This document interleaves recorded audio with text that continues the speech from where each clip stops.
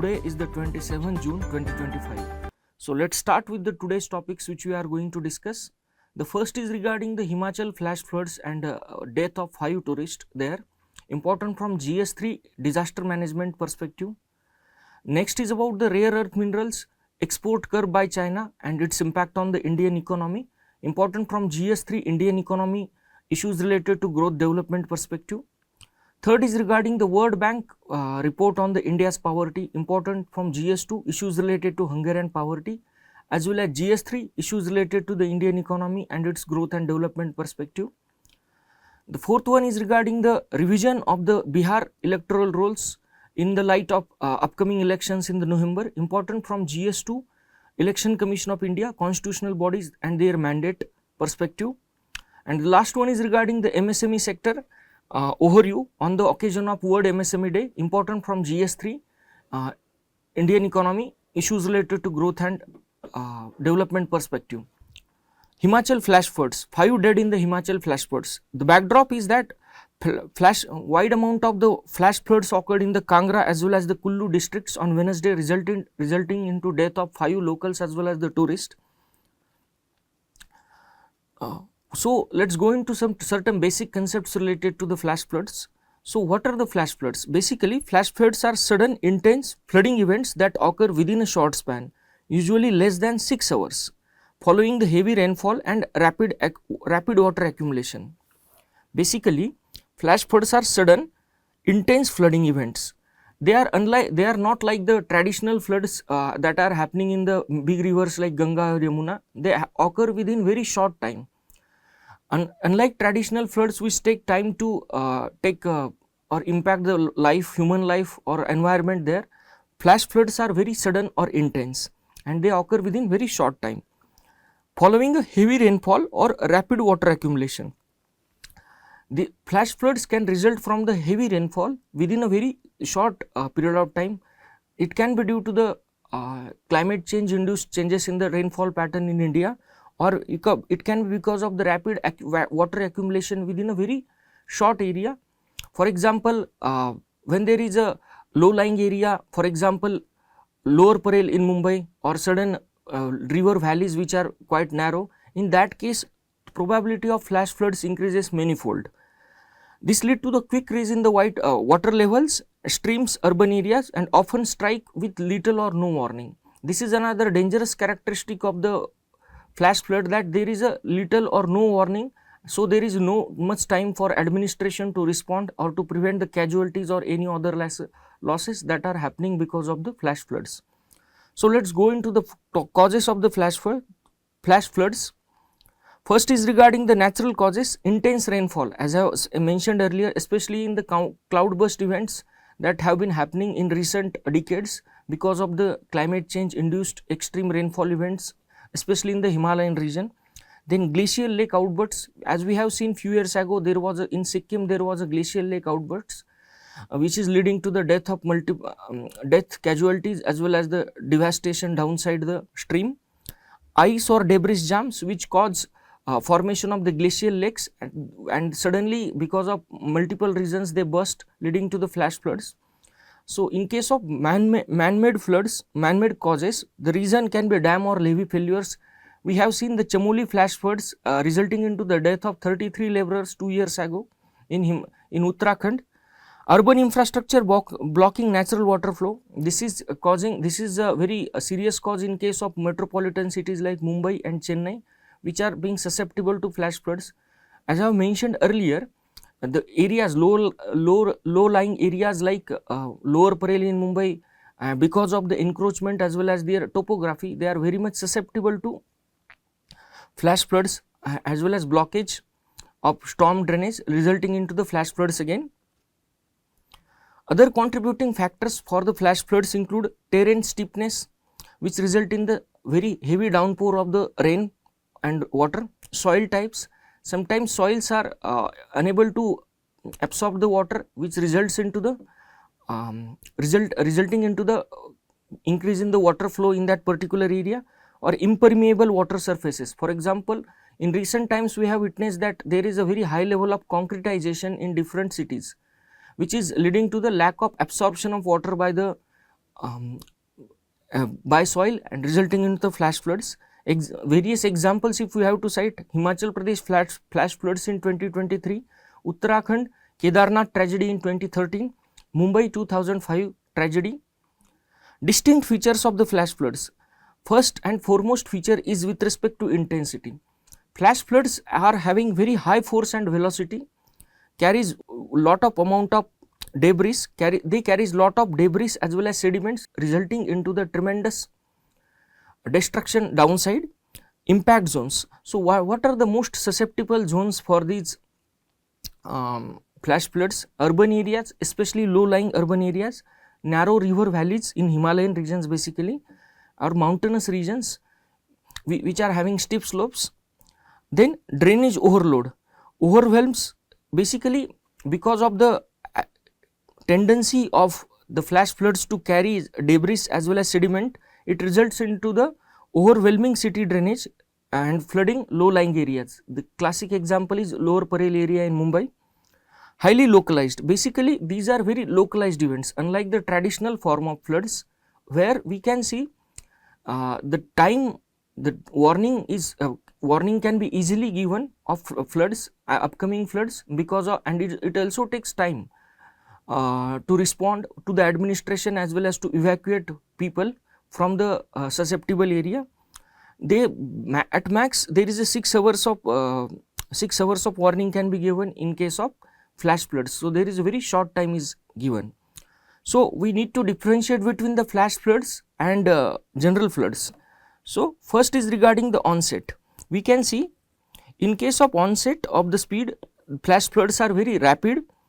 Few minutes to few hours is the response time. In case of general floods or traditional floods, gradual. There can be days or weeks to respond. So it is very easy to evacuate the susceptible people, underlying population there.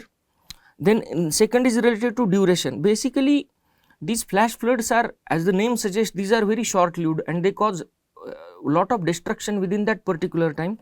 But in case of general floods, as we have seen in case of Ganga or Yamuna flooding, they are long lasting, they stays there for a long time.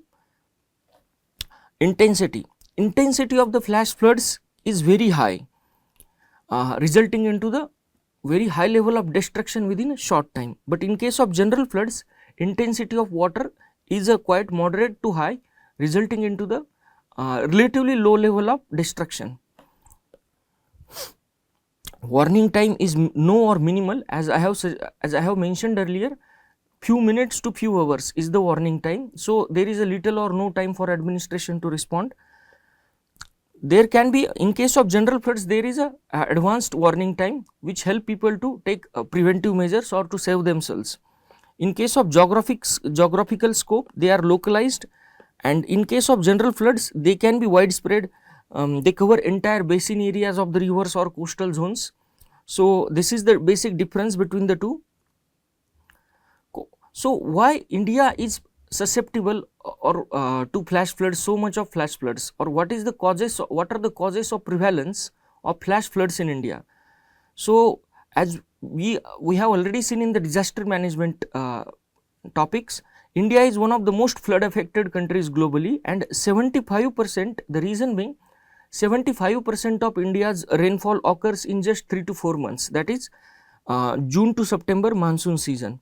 Second, when it comes to the flood prone area, India's 40 million hectares of land is flood prone, and almost 19 million hectares of land affected annually in case of floods. Third, in case of metropolitan cities like Mumbai, Chennai, as well as tier 2 cities like Pune, Bangalore, Pune, we can see that there have been an increased tendency because of the concretization. There has been increased tendency of the flash floods or cyclone prone areas like Chennai, increasing the risk post wildfires due to loss of vegetation. In case of areas like Himalaya, because of the wildfires, there has been decline in the forest cover, which reduces the ability of the forest soil to absorb water, and thus loss of vegetation as well as the soil erosion leads to the increased tendency of flash floods in the Himalayan region. So post wildlife loss of vegetation, post wildfires loss of vegetation and soil erosion. So what are the impacts of the flash floods? The first and foremost is regarding the property damage. As we have seen multiple times in case of Kedarnath tragedy, there has been a tremendous destruction of homes, infrastructure, farmlands because of the floods as well as the flash floods. Economic loss causes major financial setbacks and disrupts livelihoods. Third is regarding the environmental harm. As we have seen, it triggers the soil erosion. Since it is having very high intensity and occurs within very short time, it triggers the soil erosion, which has a very negative impact on the Indian agriculture. Water contamination, because of the very high level of flow within a short time, it causes water contamination of normal drinking water, resulting into the emergence of the waterborne diseases like cholera. We have seen few years back there was a flash flood in Shimla area, and 2 months after that there was a outbreak of cholera resulted into the multiple death. So this is the classic examination. Flash flood causes the water contamination or sediment buildup. Loss of lives, this can be seen in the multiple tragedies of the flash floods like Kedarnath tragedy, high speed waters leading to the casualties. So what are the measures needed for management as well as the mitigation of the flash floods in case of India? The first and foremost is regarding the community awareness and emergency planning. The areas which are susceptible to flash floods need to be identified and demarcated. People living in those areas must be given training by either state administration or disaster management authorities to take corrective actions in case of such tragedies. Early warning system, as our Indian Meteorological Department is also taking steps in this direction. Implementation of advanced weather prediction and early warning systems which are helpful to the risk populations. Designing robust drainage systems and infrastructure to manage excess water, that is storm water flow. Especially the Municipal Corporation of Mumbai has taken lot of steps to construct a very robust storm drainage system in light of the recurrent floods in the Mumbai. So designing a robust drainage system, especially the storm drainage system. Planting of trees and vegetation to improve the water absorption and reduce surface runoff. See, planting of tree and vegetation will definitely lead to the reduction in the intensity or reduction in the flow speed of the water flash flood. That will definitely help in the water absorption. Especially the Chennai Municipal Corporation has taken a very positive initiatives with reference to plantation of the trees and vegetation. Educating communities about the risk and safety measures during the flash floods. This is also the part of community awareness program. Enforcing land use regulation to prevent the construction of high risk flood zones. So to prevent, Ministry of Environment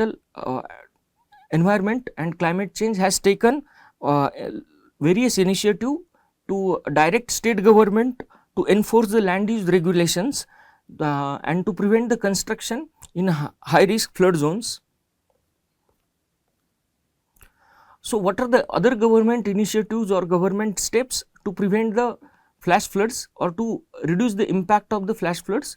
The first is regarding by the Indian Meteorological Department, Doppler radars for forecasting.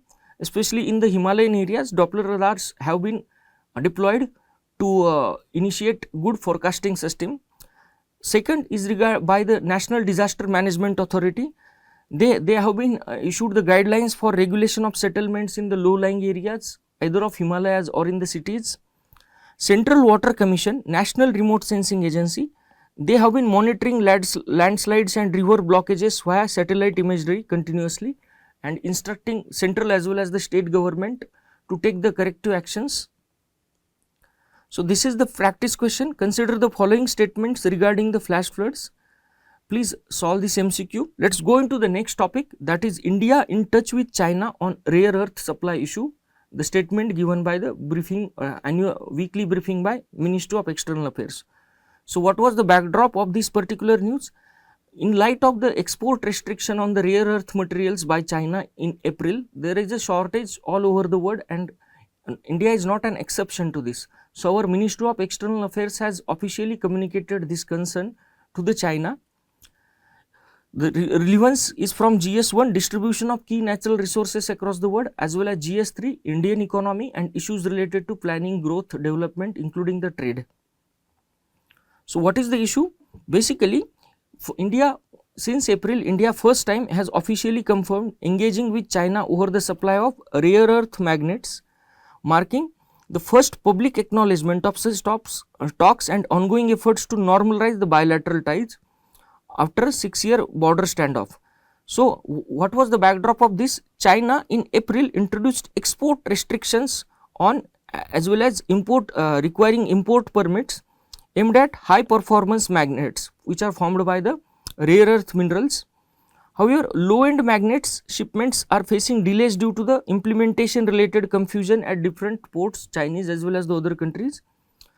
So these Chinese curbs were basically placed as a response to the American President Donald Trump's tariffs on the Chinese goods. So let's go into certain statistics basically regarding the China's absolute dominance in rare earth magnets or rare earth element sector. Okay, China controls almost 90% of global processing capacity of rare earth magnets. China accounts for 35% share in the refining of nickel, 50 to 70% of lithium and cobalt. India's auto sector imported 460 tons of rare earth magnets in 2024-25, mostly from China, and expects to import another 700 tons this year, rare earth magnets. So this data reflects the absolute dominance of China in rare earth element sector as well as India's overwhelming dependence on the China in this particular sector. So these are the figures or images showing the properties as well as the applications of the rare earth magnets. Basically, what are the rare earth magnets? They are the powerful permanent magnets made from the alloys of the rare earth elements, primarily neodymium and samarium cobalt. So these rare earth magnets are made from neodymium and samarium cobalt. These are anisotropic in nature, corrosion prone, temperature sensitive, brittle and hard, high energy density. They are having compact size and very high magnetic strength.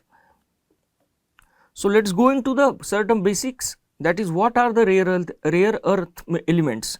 So basically rare earth elements refer to the 17 metallic elements, which include 15 lanthanide series elements in the periodic table, in addition to the scandium and yttrium, which show the similar physical and chemical properties to the lanthanides.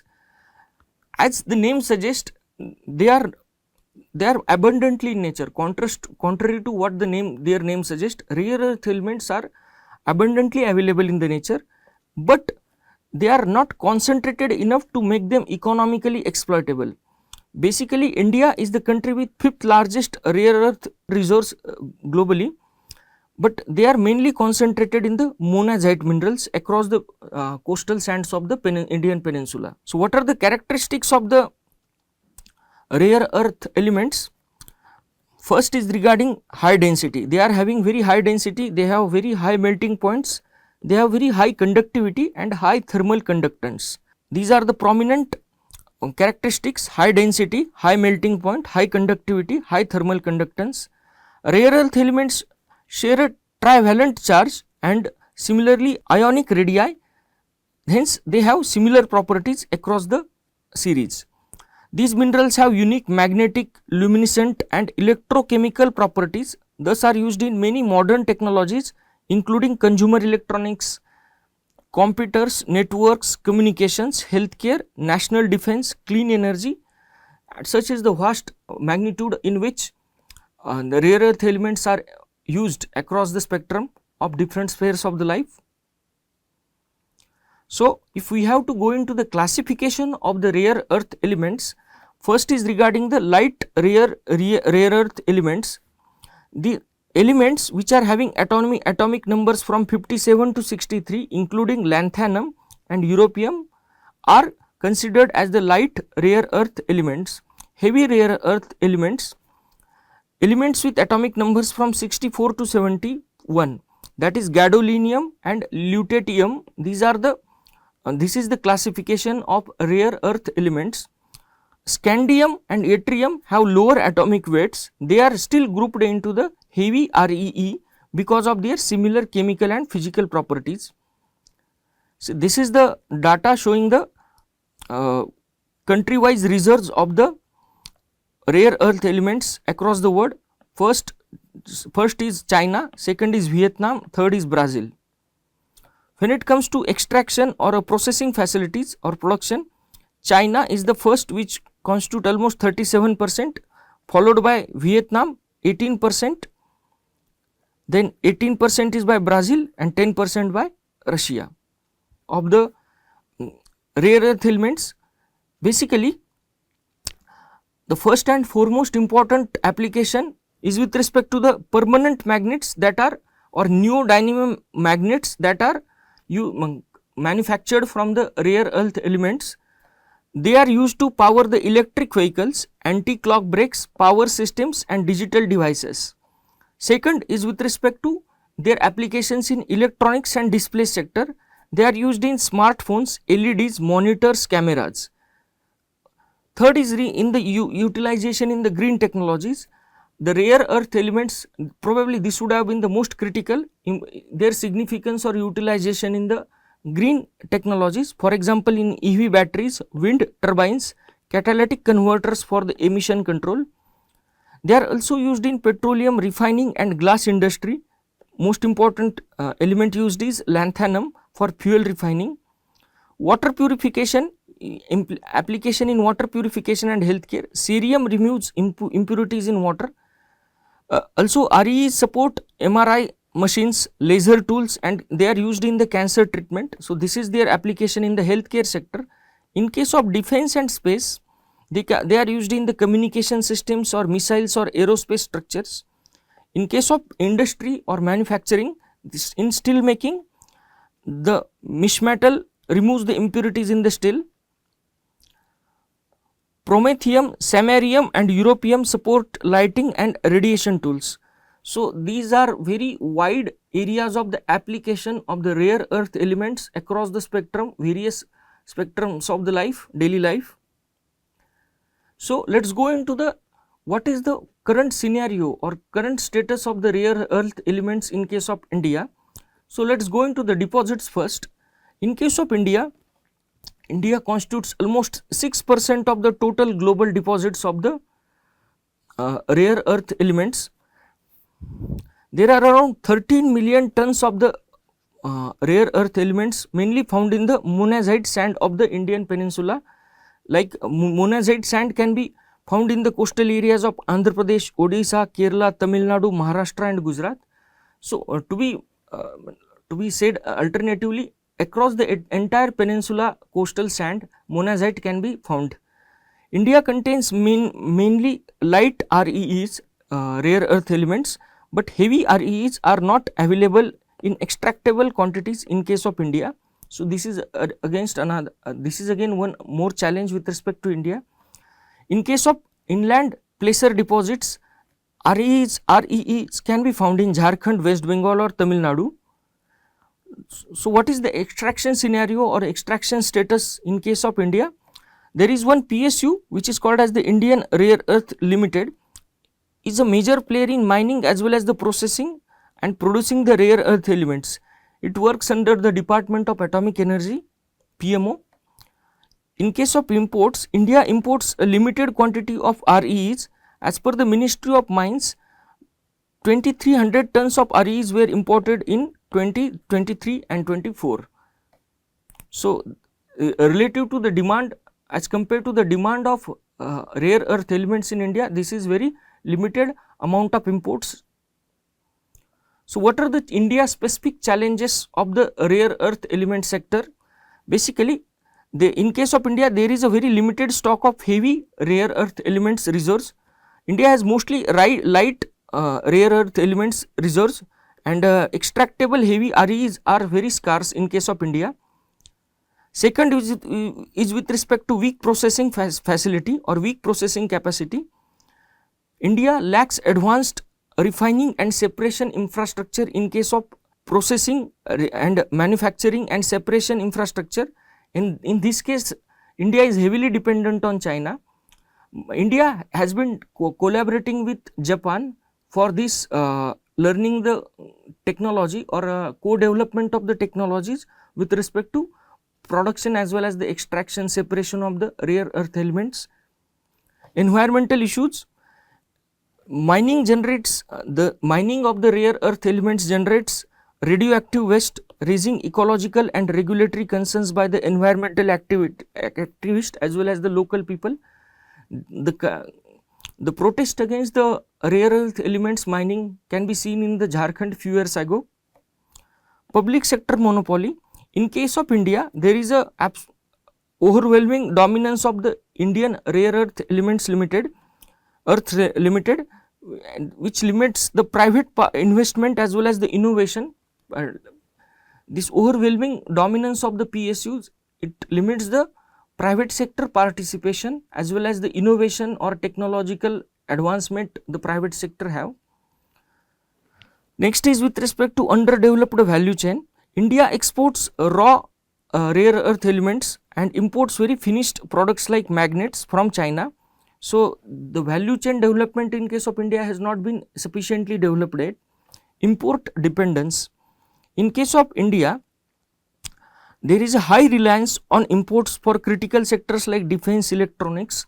So, this overwhelming dependence on China basically is not strategically conducive. Technologically deficit, limited. When it comes to India, there is very limited research and development in processing, metallurgy and recycling of the rare earth elements. Regulatory bottlenecks, delays in clearances or absence of focused REE policy. India does not have any well developed REE policy with reference to clearances for mining of the rare earth elements. Geopolitical risk. Since India is overwhelmingly dependent on China for magnet import, it is a kind of strategic vulnerability on India's part. So, what are the government initiatives with reference to the rare earth element sector in India? The first is regarding the institutional formation. Indian Rare Earths Limited, it is a PSU under Department of Atomic Energy, responsible for first for mining and then processing for rare earth elements minerals, and it is basically focuses on the mining of monazite sand found in the coastal areas. Then second is Atomic Minerals Directorate. It conducts surveys as well as the exploration of the rare earth elements in case of India, especially in the thorium and monazite sands of coastal areas. Third is regarding the Uranium Corporation of India Limited. It works in tandem with Atomic Minerals Directorate as well as the Indian Rare Earth Limited for exploring radioactive as well as the rare earth minerals. Fourth is with respect to policy initiatives taken by India, that is Draft Critical Minerals Policy 2023. What is the aim of this particular policy? It aims to secure the supply of key minerals like REEs, lithium, cobalt, defense, electronics, renewable energy. India in 2023 came out with critical minerals list. So, what was the purpose of this particular official list of the 30 critical minerals? To making them essential for the national interest. Their production, import, manufacturing, processing became the matter of national interest because in case of these critical minerals. Next is regarding the collaboration with the foreign nations. India is strengthening its REE supply chains through strategic partnership with countries like Australia, US and Japan. As I have mentioned earlier, India is collaborating with development of the technologies for the extraction with Japan. So, let us go into the research and development aspect. Indian government basically Atomic Minerals Directorate is supporting R&D in REEs recycling separation technologies and advanced material development through CSIR as well as the DRDO institutional initiatives. So, these are the various policy institutional initiatives taken by the government of India for securing the REEs sector in India. This is the practice question. With reference to the rare earth elements in India, consider the following statements. Please solve this question. let's go into the next topic of the day, that is World Bank report on the Indians in abject poverty. So what is the backdrop of this particular news?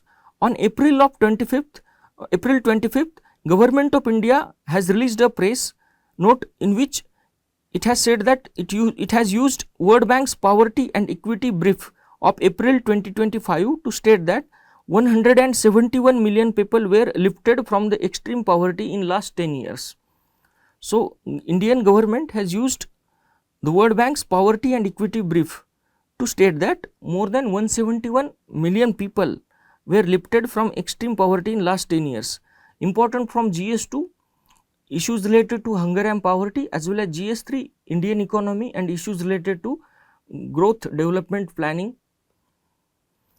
So let's go into the details of this news. Government of India has cited the World Bank's poverty and equity brief report stating that 171 million people in India were lifted out of extreme poverty over the past 10 years.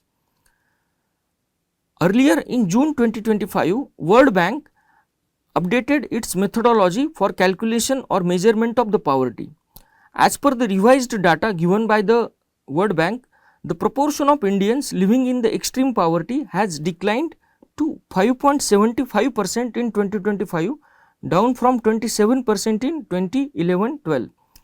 So this particular report, that is World Bank's poverty and equity brief report. So what were the key findings of this particular report with reference to India? So first and foremost, the past poverty estimates with reference to India have been revised by the World Bank. So this particular report says that in 1977 and 8, poverty rates in India were 47% and not the 64% as was the earlier estimate of the World Bank. Second, this report has led to the introduction of new poverty line, that is $3 per day as per the purchase, in accordance with the purchasing power PPP methodology, purchasing power parity methodology. Using this methodology or using this criteria, extreme poverty in India fell from 27% in 2011-12 to under 6% in 2022-23. And in case, as far as the absolute numbers of the poor is concerned, it fell from 34 crore to the 7.5 crore in case of India. So let's go into the certain misconceptions about this poverty line calculation methodology adopted by the World Bank. For instance, there are several common misconceptions. For example, a $3 a day poverty line, if we multiply it by 85 rupees, that is value of $1 in case of Indian money, the current market exchange rate for the US and India, it will come to arrive around 255 per day. But in case of World Bank, since it is a $3 poverty line is calculated, as per the purchasing power parity, it can be said that it is, if we go into the $1 as per the purchasing power parity value of 1 rupee, it will be around 20 to 21 rupees. So the total value would be 63 rupees per day. So let's go into the basics of poverty line. So what is poverty line? Basically, poverty line reflects a threshold of income or consumption below which person is considered as poorer rest of the society. So poverty line is like a boundary. If a person is earning below that particular level, he is considered as a poor vis-a-vis the other society. So it's kind of threshold or a boundary line of consumption or income. So what is the basic purpose of calculating this poverty line? To identify and distinguishing the poor from general population, so that certain proactive welfare measures or affirmative action can be taken to alleviate the poverty or to eradicate the poverty. So, and through designing of targeted policies and addressing the specific needs of the poor. Basically, in case of India, from early 1970s, under the guidance of the Planning Commission, India has started to take various proactive policies or implementing various programs to reduce or to eradicate poverty from the India. This poverty line is an income cutoff to determine who is considered as the poor, and this particular poverty line is time and location sensitive. For example, rupees 1000 per month can be a huge income in 1975 in India, but today it is very inadequate thing. So also there is a difference in case of urban versus rural areas, as the living expenditure in urban areas is relatively high vis-a-vis rural areas. So cost of living is higher in urban areas as compared to the rural areas. So in case of role and purpose of poverty estimation, if we go into it, to measure the welfare schemes impact, as I have mentioned earlier, since 1970s basically, through planning commission initiatives, Government of India has taken various measures to reduce the poverty or to alleviate the poverty from the India, and to measure the impact of such welfare schemes, measuring the poverty line or measuring the poverty through poverty line calculation is prerequisite. Thus, this poverty estimation through poverty line calculation is important for measuring the exact impact. Second is planning for poverty elimination. Basically, through poverty line calculation or determination of the poverty line, we can have a poverty elimination planning through various programs that are still in the active or still in the implementation phase. Fulfilling the constitutional goal, formation of the welfare state is DPSP given under the Indian Constitution. So identification of the vulnerable section and ensuring a just and equitable society by providing the necessity means for life to these vulnerable sections, either through various development scheme, is the constitutional mandate in front of the government through DPSPs. Then policy and budget guidance. Basically, poverty estimation assist the government in designing the welfare programs, evaluating the policy success and guiding resource allocation. Resources are always limited. So, having the correct poverty estimation assist us in policy and budget designing guidance. So, what is the reasons behind the India's shift to World Bank poverty lines or World Bank's related strategy or methodology for poverty lines calculation or estimation? So, last official poverty line in India was taken in 2011 and 12, which was based on 2009 Tendulkar Committee formula. Since then, India has moved to Niti Aayog's multidimensional poverty index, and second is World Bank's PPP based poverty lines. So, this official poverty line criteria given by the Tendulkar Committee has been so far abandoned by the Government of India, and as of now India is focusing on Niti Aayog's multidimensional poverty index as well as World Bank's PPP based poverty lines methodology. So, let us go into the certain history of poverty line calculation or poverty estimation in India in post independence India. In case of pre-independence India, Dadabhai Nauroji in his book Poverty and the Un-British Rule in India has put forward the first poverty estimate in 19th century. Basically, the drain of wealth theory was also proposed by Dadabhai Nauroji in this particular book. Then second is National Planning Committee in 1938.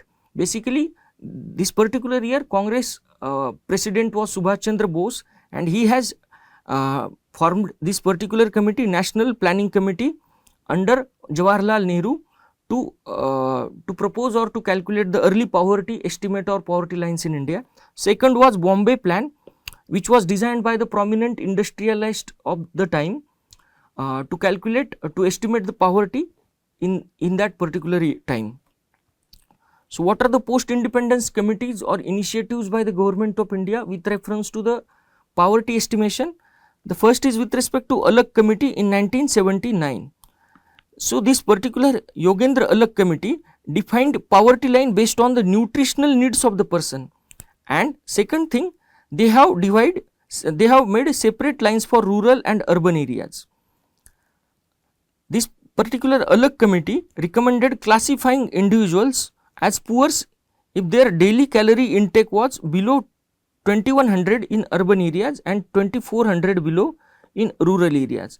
So basically this Alag committee recommended calorie consumption criteria for deciding who is poor and who is not poor.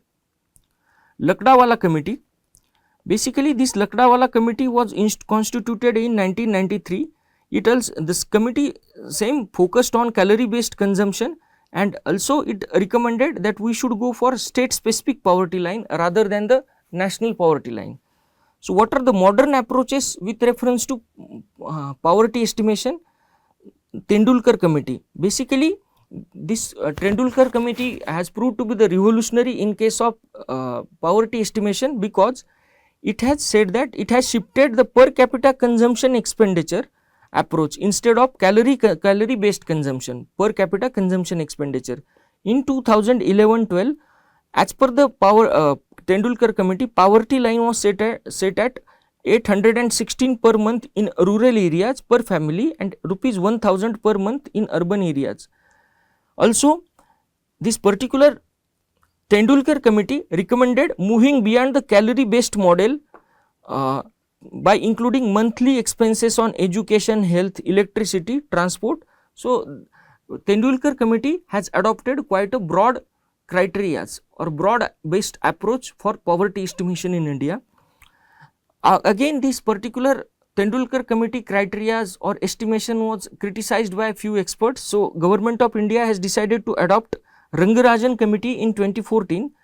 It has again recommended broader consumption baskets and revised poverty lines to 972 rupees per month for rural areas and 1407 rupees per month for urban areas. It also recommended, this Rangarajan committee recommended defining the poverty line based on normative and behavioral factors, also considering nutritional needs. So it also tried to put emphasis on the behavioral factors while calculating the poverty. So what is the current practice in India with reference to poverty estimation? Niti Aayog task force oversees the poverty estimation using the NSSO data, which is works under the Ministry of Statistics and Program Implementation. Now let us go into the World Bank methodology, which has been adopted by India, or which report of which has been adopted by the Indian government. So in case of World Bank, the first in 1985, it has suggested the poverty line for $1 per day in PPP terms. Based on it, it has calculated national poverty lines of the poorest countries. Then this particular methodology of the World Bank ensures equal purchasing power across the countries using the PPP rates. As global prices rose, the poverty line increased to $3 per day. In India, in PPP terms, if $1 is considered as rupees equivalent to 20.6 rupees, $3 will be equivalent to around 62 per day. So this would be the per person poverty line as per the World Bank methodology. So what are the wide variation in the poverty estimates? So why there are so much of variation in the estimation of poverty at national, as domestic as well as the world level? In case of India, basically this is due to the lack of updated official methodology and diverse poverty lines suggested by the different committees over the period of time. And if we believe such different committees, the poverty estimates in India can vary from 2% to 82%. So such is the variation because of the different criteria that has been set by the different experts, which leads to the confusion and policy inconsistency when it comes to the designing the programs and policies for the poverty alleviation. So this is the this particular table suggests varying estimates of the India's poverty rates in percentage as per the methodology suggested by the either various committees in case of India, or whether World Bank's different methodologies. So if we believe in the Tendulkar committee, this was the official committee which was established in 2009. In 2011 and 12, almost 22% of the Indian population was below poverty line, and if we take the same criteria in 2022-23, still India's almost 10% population would be under poverty line. In case of World Bank latest line for lower income countries, income countries, we take $4.2 per day or rupees 87 per day as per the PPP. India's 57% population would be under poverty line in 2011 and 12, and in case of 2022-23, still India's 24% of population would be below poverty as per this estimate.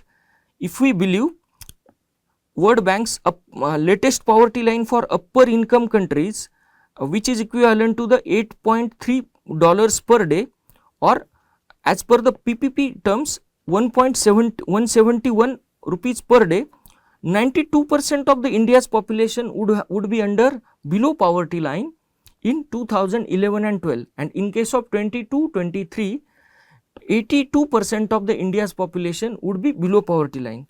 If we believe in the methodology of Surjit Bhalla and Bhasin, the economists who were part of the India's Prime Minister's Economic Advisory Council, the World Bank's $1.9 per day poverty line in 2011 and 12, 12.20% of the India's population would be under below poverty line, and in case of 22-23, India's 2% population would be under below poverty line. So, these are the varied estimates adopted by the as per the criteria adopted by the different experts as well as the World Bank over the period of time.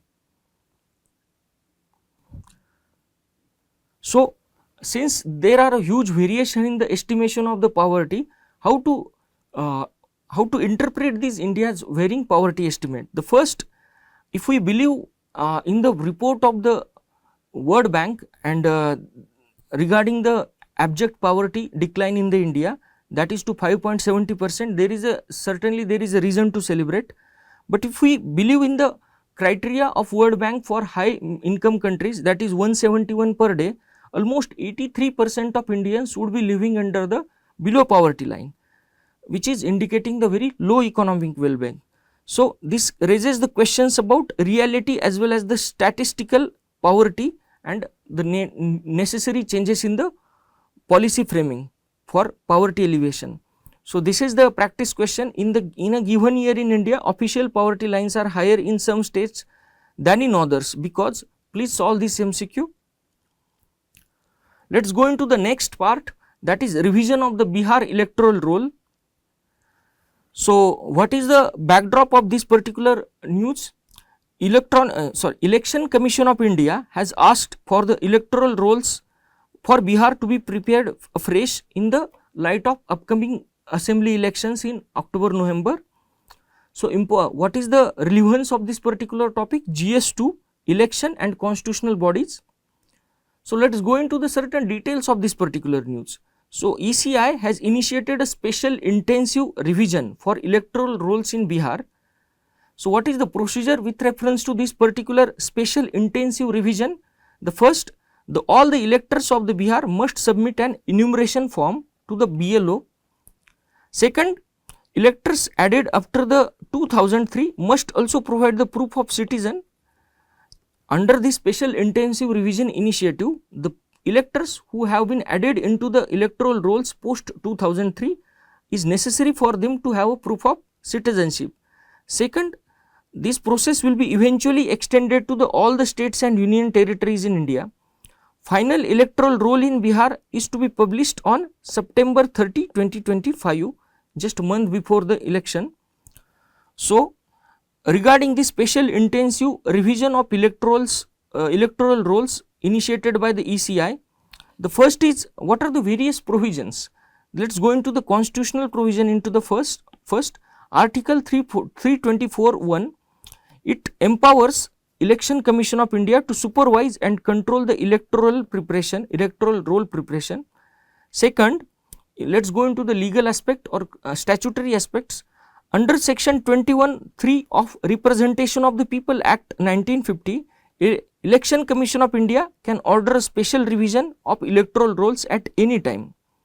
As per the registration of electors rules 1960, under this particular act, revision of this electoral roll can be intensive, in which electoral rolls are prepared afresh. So there are two kind of revisions.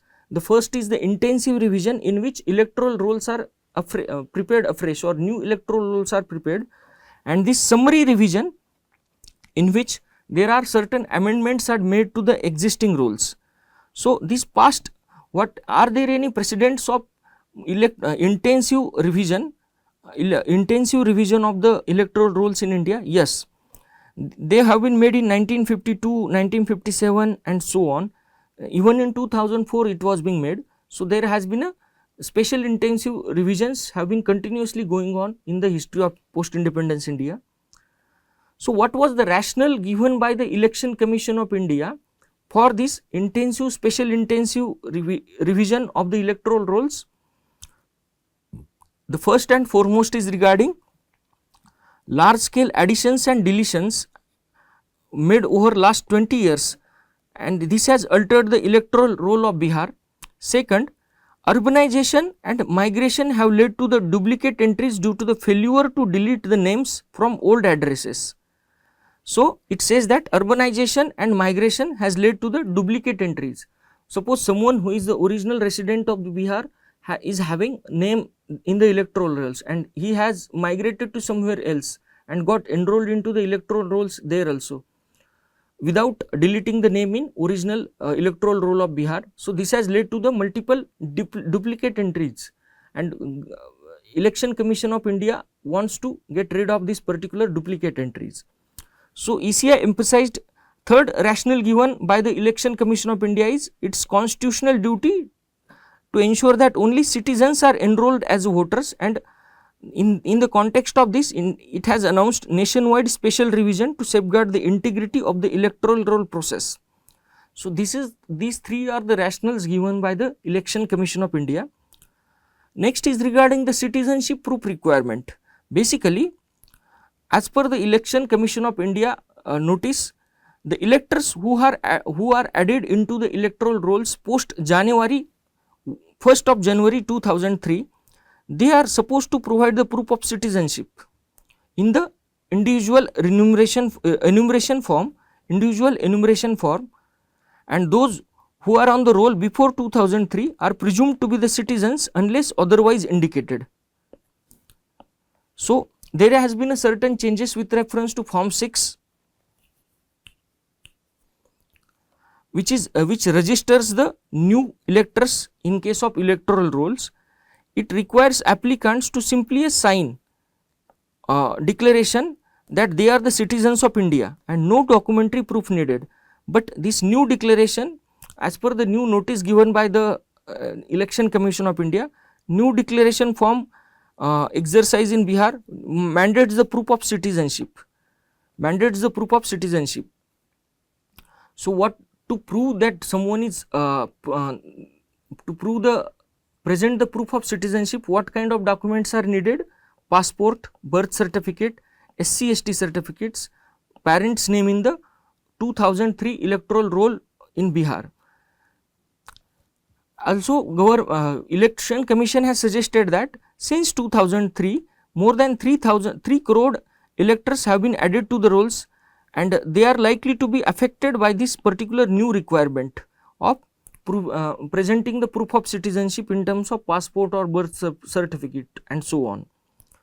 So next is regarding the timeline for this entire exercise of intensive revision of electoral rolls. From June 26 to July 26, BLOs will visit the homes to collect the signed forms and documents, with at least minimum 3 visits per home. Also, it suggests that electors can download and submit the forms online via Election Commission of India website as well as the ECNet app. And it also suggests that if enumeration form by the elector is not received by July 2025, voter's name will be deleted from the roll. From August 1 to September 1, there is a window to contest the deletions by the Election Commission of India. What are the concerns raised by the opposition parties? The concerns revolve around the potential disenfranchisement of the genuine voters in case of citizens who are not living, or who are too old or fragile or not in the position to move. So this is regarding the electoral roll revision in case of Bihar. So let's go into the practice question. Consider the following statements. Please solve this MCQ. Let's go into the last topic of the day, that is MSME sector. So what is the backdrop today? On 27th of June, we are celebrating World MSME Day. This topic is important from GS3, Indian economy and issues related to growth, development, planning. So let's go into the backdrop of this particular news. As India is carving its path towards becoming a 5 trillion economy, the MSME sector has emerged as a cornerstone of India's national economic resilience and self-reliance. So it's not MSME, as per this particular article, MSME sector is not just a business, it represents the entrepreneurship spirit of India's dynamic, innovative, and it also suggests that this particular entrepreneurship is deeply rooted in India's local communities. So let's go into the overview or bird's eye view of the MSME sector of India. So as per the Ministry of MSME, India has more than 6.3 crore units of the MSME in 2024. And this MSME sector is defined under the MSME Development Act 2006, and also there was a reclassification criteria announced in 2022 based on investment and annual turnover. So if we need to go into the classification of the MSMEs, let's go into certain investment limits and annual turnover. For micro enterprises, investment limit is up to 2.5 crore, and in case annual turnover in case of micro enterprises, it is up to the 10 crore. In case of small enterprises, it is up to 25 crore and annual turnover is up to 100 crore. In case of medium enterprises, investment limit is up to 125 crore and annual turnover limit is up to 500 crore. So these are the investment and annual turnover limit for the MSME sector. So what is the significance of MSME sector in case of India? The first is regarding the contribution of MSME sector to the GDP. As per the economic survey of 2024-25, this MSME sector contributes almost 30% of the India GDP, which reflects its vital role in case of Indian economy. Second, the employment related contribution. As per the economic survey of 24-25, MSME sector employs around 120 million people, that is almost 12 crore people, second only to agriculture in case of India. And this MSME sector, it's supporting both urban as well as the rural livelihoods. What is the export contribution of MSME sector in case of export? It contributes almost 40 to 45% of the India's exports, especially in the sectors like textiles, engineering goods, chemicals and agri products. So this 40 to 45% contribution of MSMEs is vital with respect to India's target of 1 trillion merchandise exports by 2030, as has been mentioned in the economic survey. Then what is the role of MSME sector in manufacturing? It contributes almost 30% to the total manufacturing output, thus strengthening the India's industrial base. Then MSME sector being a diversified sector.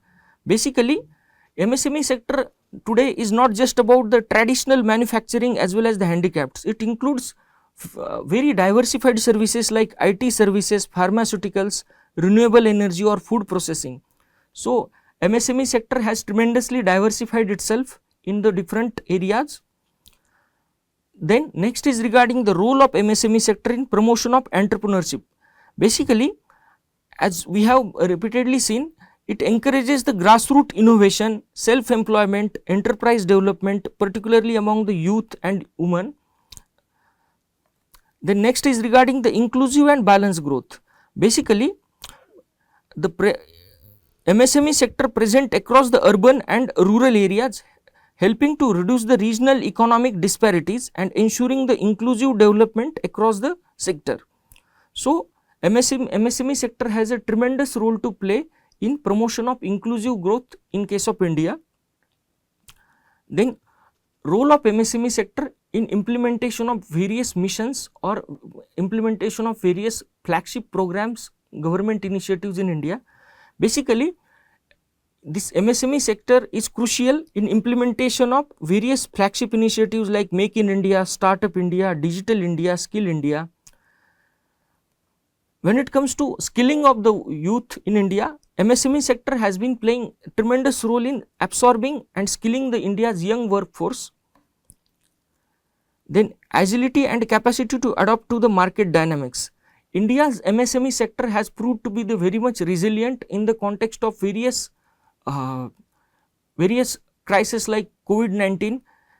It has able to regain its dynamics post COVID in very short time. Thus, it is a very agile sector, thus resulting into the expansion of the manufacturing base, diversification of the export, thus absorbing the various technological innovations. Then next is regarding the strengthening of local supply chains. Basically, MSME sector helps India to develop and deepen or strengthen the domestic supply chain. During the COVID-19 times, it has come to light that India's overwhelming or world's overwhelming dependence on China for supply chain resulted into the crisis in the various sectors, industry as well as the service sector. So, in the context of this backdrop, MSME sector in India has been playing a tremendous role in strengthening the local supply chains to reduce the overwhelming dependence on the countries like China.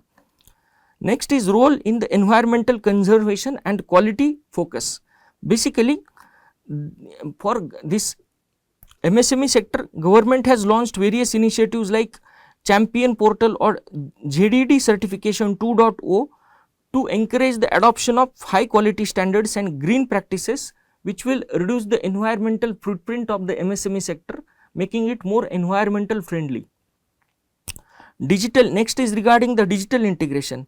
Basically, government has started various platforms like Udyam or ONDC, which are improving digital integration of the MSME with the world market through improved access to market or formal credits or digital services.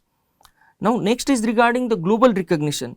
With India has recently become the world's 4th largest economy by nominal GDP, MSME sector has played an instrumental role in sustaining the growth momentum of India in last 1 decade or so. Now, let us go into the challenges that are being faced by the MSME sector. The first and foremost is with respect to limited access to credit. If we believe in the SIDBI report or CRIF report of 2022, only 16% of MSMEs in India have access to the formal credit. Second, delayed payments by the government agencies as well as the private vendors. So, in 2023, as per the economic survey, there were more than 10,000 crore dues pending to MSME from central public sector enterprises as well as the government entities of the state as well as the central government. So, this was a huge amount, 10,000 crore pending. Then regulatory compliance burden. When it comes to regulatory compliance, filling of the GST form, Udyam registration, environmental clearances at different levels of the government, leading to the very heavy regulatory compliance burden on the MSME sector. Next is regarding the lack of technology adoption. Basically, many small manufacturing MSME unit, basically especially in the rural or semi-urban areas, are still relying on the outdated machinery, resulting into the low production and productivity. Next is constraints related to market access. Basically, handicraft related MSMEs struggle to produce the products that are globally competitive despite having a good quality. Then shortage of the skilled manpower. This, in case of textile MSMEs, it has been repeatedly observed that the training workers for modern machinery has been very difficult task, and there is a consistent shortage of the skilled manpower. Inadequate infrastructure.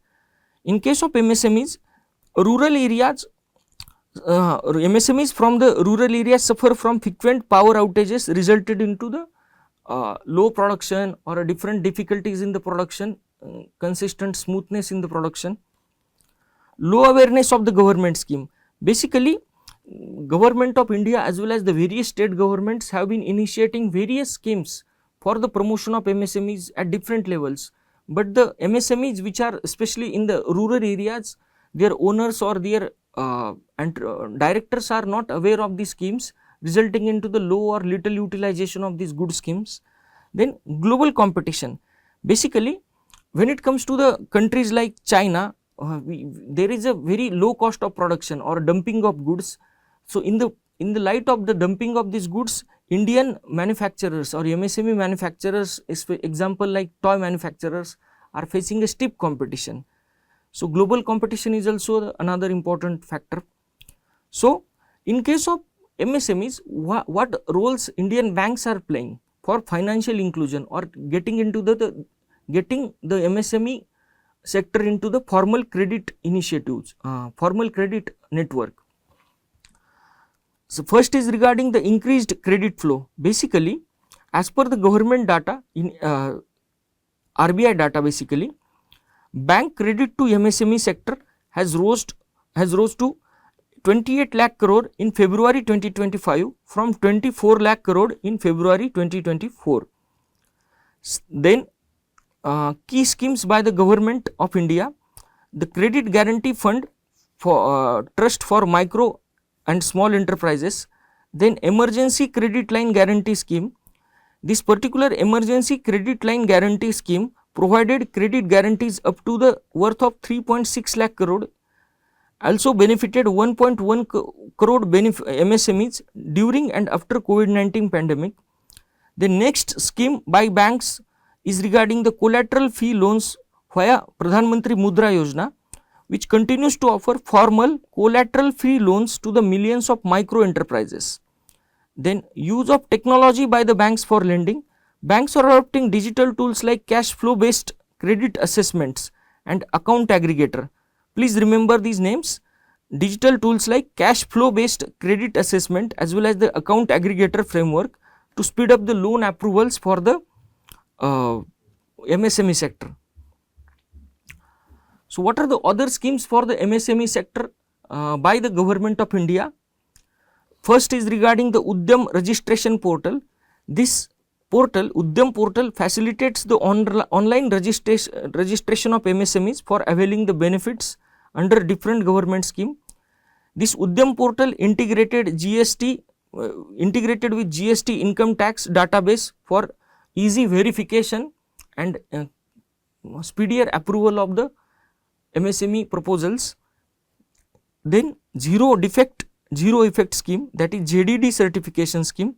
It promotes quality manufacturing and environmentally sustainable practices among the MSMEs, and it also offers the certification and incentives for the compliance with this particular environmentally sustainable way of manufacturing. Then next is flagship champion portal.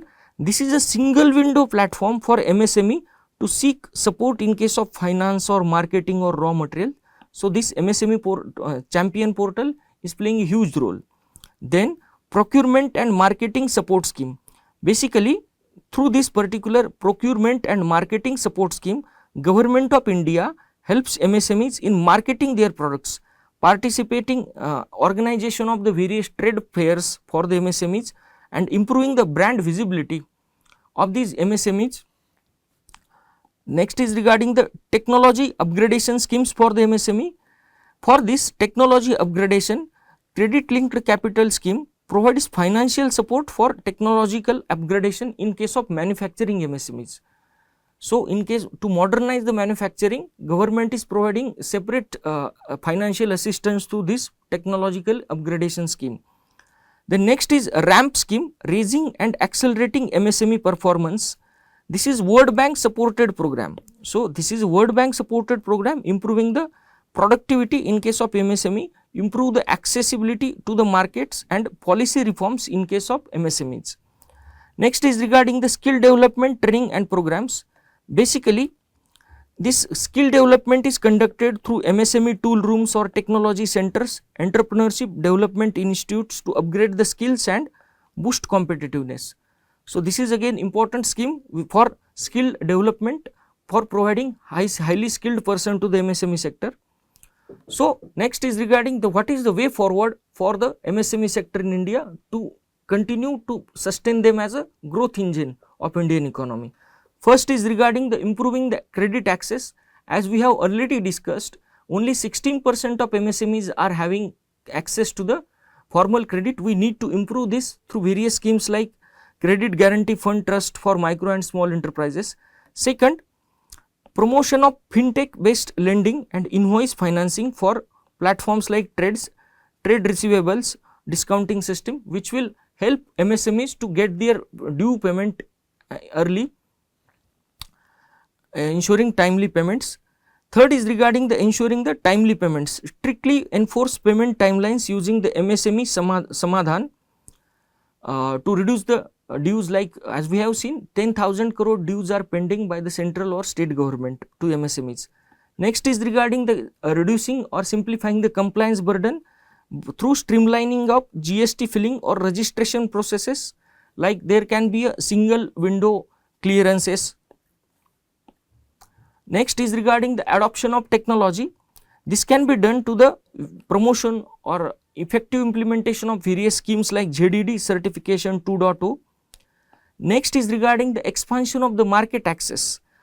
This MSME presence on e-commerce platform can be enhanced through open network for digital commerce. Various e-commerce platform like Flipkart can collaborate with various MSMEs to enhance their marketing, to enhance their presence on the e-commerce platform. Then government can take special measures for promotion of domestic and international trade fairs participation of MSMEs, so that their global presence or global identification will be enhanced, resulting into the better opportunities for business. Then regarding the skilling as well as the capacity building, as we have discussed earlier, the various MSME sectors like textile have been facing the shortage of the skilled personnels. The various programs like Skill India, Industry Academia linkage, this skilling of the personnel can be enhanced to provide the skilled manpower. Then development of the infrastructure, basically this can be done through the development of MSME parks or common facility centers with reliable infrastructure, power, internet facilities, logistics facilities. Then boosting of digital integration, as we have discussed earlier, promote the use of Udyam registration and digital payment system. This Udyam registration platform or app has been very reduced on very low basis as of now, so its utilization can be enhanced.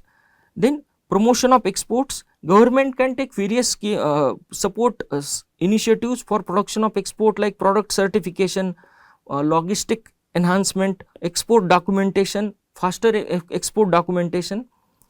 So basically, to conclude, if we have to traverse the journey towards Atmanirbhar Bharat in effective way, MSMEs are not just a participant, they are the prime drivers of India's journey towards Atmanirbhar Bharat, and their cumulative strength, that is more than 6.5 crore MSMEs, their cumulative strength will help India to enable its global role from excellence in services to leadership in manufacturing and innovation. So this is the practice question. MSMEs are central to India's vision of Atmanirbhar Bharat and inclusive growth. In this context, discuss the significance of MSME sector and suggest measures to address its key challenges. Please write the answer of this question. This is all for today. Thank you.